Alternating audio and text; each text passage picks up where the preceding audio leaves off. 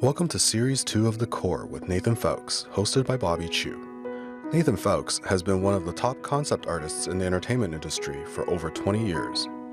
His credits include The Prince of Egypt, How to Train Your Dragon, and Wonder Park.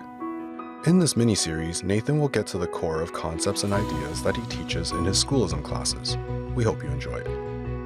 Hey Nathan, thank you so much for your time. I want to ask you something that a lot of people have problems with, which is architecture, especially, old architecture that has a million little details, a million statues, things like that. How do you make architecture simpler to paint and draw without spending a million hours drawing and painting every little window, every little detail? Oh my gosh, Bobby.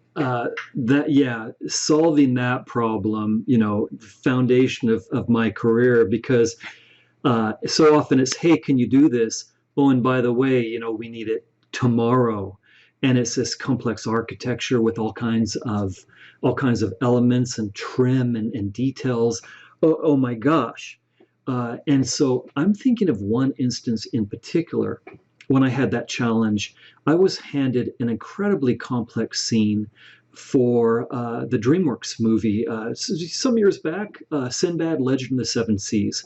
Good-looking movie, if you don't mind me saying so. I was proud of how that one looked, but it had all kinds of crazy architecture. It had this mythical city of Syracuse and kind of the ancient Middle East, the mythical time of Sinbad. So incredibly complicated architecture. And they needed a quick turnaround on this painting because they were putting up the trailer. We had a deadline where the trailer had to go out and this image was going to be in the trailer. And so, here you go, and oh, by the way, we need it on Friday. And you look at this and think, do you mean like the Friday after this Friday? And the answer to that is no. Friday is going to be a luxury. We really want it tomorrow, but we know you can't do that. And so in this particular case, it might be a defining example for dealing with the problem. I was beside myself. I thought it was going to take forever. I was preparing myself to do unpaid overtime. They did offer overtime, but it's capped at a certain level. And I was just imagining, now I'm going to be here 16 hours a day to reach that deadline. Well, it was a scene that was in the moonlight, bright moonlight, because you needed to see everything. But it was a nighttime scene. And so I told myself, I've got to break this down into some kind of a simple statement. So what do we got? Well, it's nighttime with cool moonlight. Okay, that's how we see it, the moonlight. It's an atmospheric scene. It has some atmosphere. So cooler, lower contrast in the background, and warmer, or at least more neutral, higher contrast in the foreground. That's a simple idea.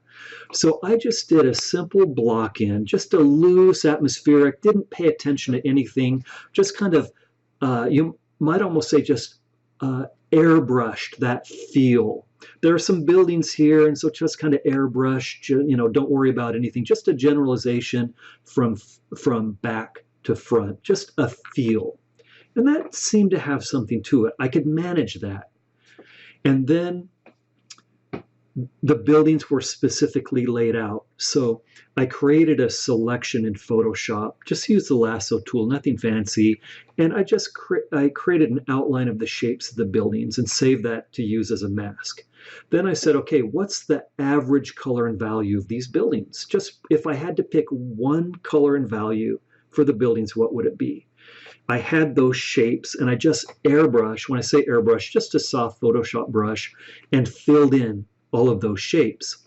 A little cooler, a little less contrast in the back, and a little more neutral, little warmer and more contrast in the foreground. Easy. Anybody could do it. Everything I've just said, anybody on the street could do it. And then, okay, now I've got to get down to the hard part. But how can I simplify it? Well, these buildings have a top plane, a front plane, and a side plane.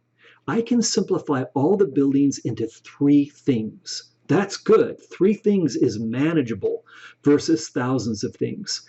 So I have moonlight coming down from above.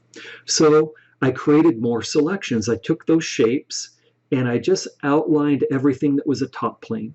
Then I outlined everything that was a front plane. Then I outlined everything that was a side plane. turned on, just those masks, turned on the ones for the top planes, and I just made everything cooler and lighter than what was there.